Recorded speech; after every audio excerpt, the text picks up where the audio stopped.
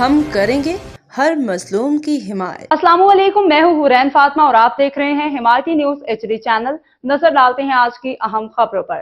کراچی سے chief crime reporter حاجی عبدالغنی باریجو کی report کے مطابق SHO Gadap city inspector Javed Ahmed Abro, Kathore police چوکی incharge Nawaz Khan, head constable Saddam Hussain Abro اور پولیس پارٹی کے منشیات فروشوں جرائم پیشہ افراد کے ٹھکانے کوچی کیمپ میں پولیس مقابلہ ملزم میر احمد ولد ارسلان دوسرا جمعہ گل ولد بسمل خان زخمی حالت میں گرفتار۔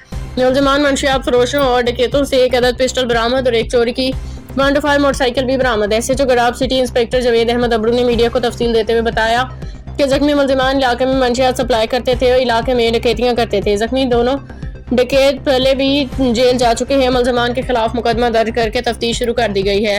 باخبر رہیے ہر جگہ ہر وقت، جانیے ملکی و غیر ملکی حالات و واقعات یقین کے ساتھ۔